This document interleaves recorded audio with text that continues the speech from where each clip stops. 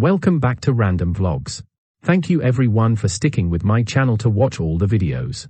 On today's video, a world-renowned yogi shows us the true meaning of being silent and how to truly be silent. Enjoy the video and be educated. Don't forget to like, subscribe if you haven't already, and leave a comment with what you would like to see next below.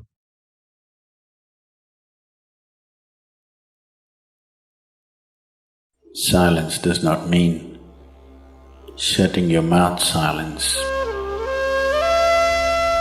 what is being referred to as silence or nishabd. One cannot do this. One can become this. See if you can articulate the same things that you're saying with half the number of words. Suddenly you will become extremely conscious of everything. The wind makes its own sound, so does the water.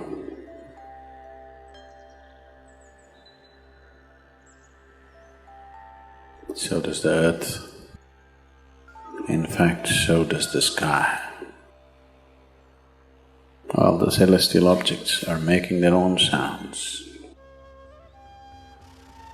There are sounds of pain, sounds of pleasure, sounds of misery, sounds of joy. For everything there is a sound. With human life, it's very true. Sounds of life, and there are sounds of death,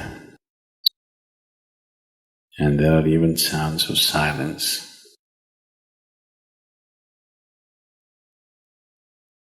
So this complex amalgamation of sounds, different kinds of sounds, creates different intent, different levels of compulsiveness, different levels of bondage, and different possibilities of entanglement.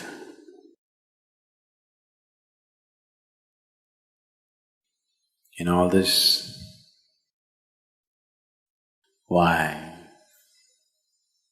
one chooses to become silent?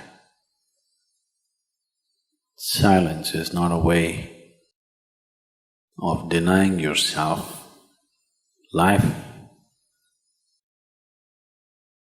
It is not even about denying yourself articulation.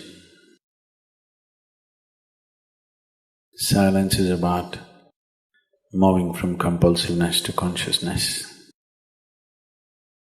All sounds represent different forms and different dimensions of compulsiveness. When one chooses to become conscious,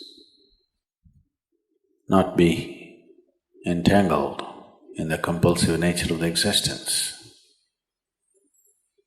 he naturally chooses to become silent. Silence does not mean shutting your mouth. Silence, plugging your ears. Silence. You can sing in silence. You can dance in silence. You can even speak in silence. You can even scream in silence. You don't try.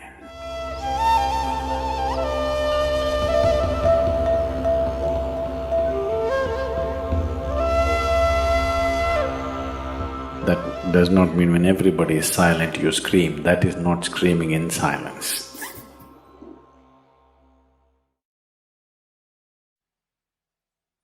Because sound is of the surface, silence is of the core. It is only the surface which makes the sound. See, now the water is hitting the surface and making the sound. Deep down, there is no sound. That is so with life. On the surface, it is a very complex mesh of sounds. a maze of sounds happening.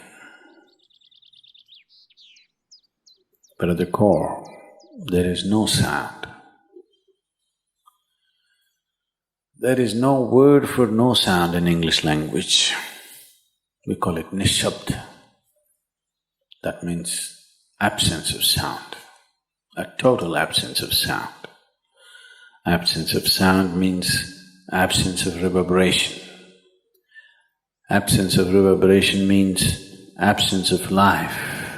Absence of life means absence of creation. Absence of creation means absence of the Creator too. So a space which is beyond creation and Creator, a dimension which is beyond life and death, that is what is being referred to as silence or nishabd.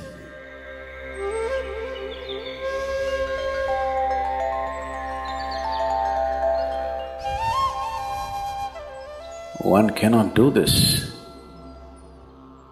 One can become this.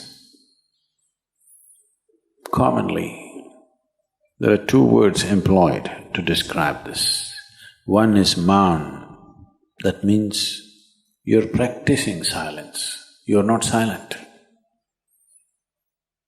You shut your mouth and you're remaining in maun. This is not nishabd. Maun means you're practicing silence. If you're practicing something, obviously you're not that. Are you life or are you practicing life? I'm asking you. Are you life or are you practicing life? Practicing life? No, your life. Maybe not very well practiced, but your life. Similarly, there is a difference between practicing silence and becoming silence. Practicing silence starts as a certain restriction, but slowly, as one practices silence, one can possibly become silent. One can become silent in intense activity, but nobody can keep up intense activity forever. Moments of intense activity are only moments, nobody can sustain it. You'll expend yourself. Only if you can achieve it in inactivity, it is sustainable. If something is possible only in intense activity, it is never sustainable. In a very intense and ecstatic moment of singing, somebody may become or taste a moment of silence. But how long can you keep it up? Your throat will tear and your neighbors may kill you. Possible. So this possibility of coming to silence or becoming silent also means to become still, to become utterly still. Stillness can be achieved in so many ways. If you watch a snake, he's still. If you watch a tiger which is on a hunt, absolutely still, charged but still. These are all different dimensions of stillness practiced for survival. If a snake moves too often, he'll get killed. If a tiger does not know how to be still, he'll never get his food. These are all acts of survival. A human being, for survival, he has to be active.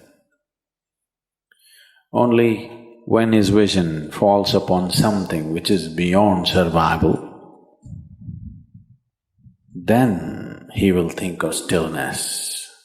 then he will understand as he observes himself, as he notices the complexity of one's compulsions. He understands the only way to solve it is to become still. To train this body, to train this mind, to become still.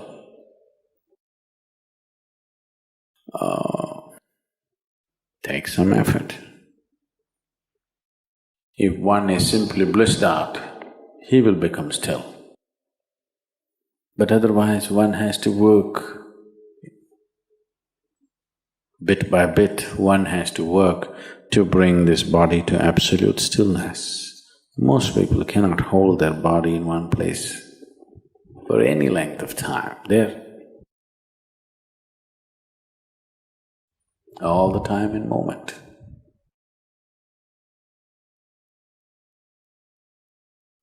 As it is said, a man is ill only because he does not know how to be still. Because in stillness, you are in touch with a dimension way beyond creation. Once one is in touch with that, there is no such thing as illness. If I sit here and the body rots and falls down, still there is no illness, it's just there. Because in fact, when one becomes utterly still, he may not be able to hold on to the body unless he learns the tricks, the mechanism of the body. So why should I become still? Will I lose my body? Anyway, you will lose your body. When the time to lose your body comes, if you want to lose it gracefully, then you must know at least a little bit of stillness. If you want to put your body down like you can put this piece of cloth down, with the same ease, with the same gracefulness, then you need to have some stillness in you. Otherwise, you and your body, you have to be torn apart, which is an ugly thing to do. When you're being torn away from your body, it is an ugly and painful thing to do, unless you can keep it down. There's no grace in life. So if one has to attain to that grace, at least a certain amount of stillness has to enter your life. For this to happen, a certain level of silence has to enter your life. If right now, if it is not coming, at least practicing a little bit of Maum. In an hour, if you're speaking 1,573 words right now, how many more? How many words do you spit out in a minute? 1,573, you're actually doing that many?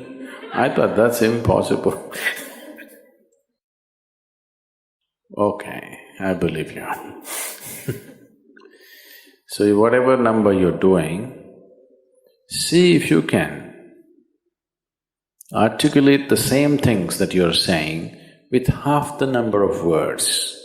Suddenly you will become extremely conscious of everything. Right now, our oral diarrhea is happening. If you're doing 1573, it's diarrhea, okay.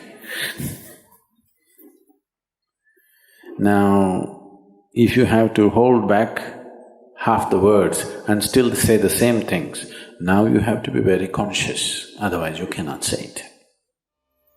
Just try this and see. Tomorrow, one day.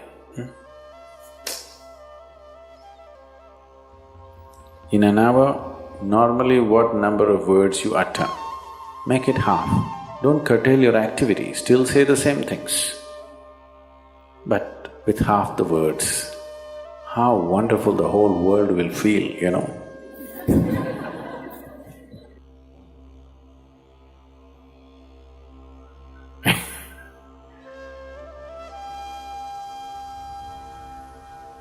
World will be a wonderful place, I'm telling you, tomorrow, if everybody does this.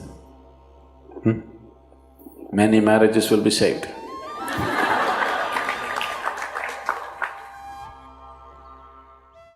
Thank you for watching the full video and stay tuned for more educational videos. If you like the video, hit the thumbs up button, leave a comment and share. Most importantly, stay safe.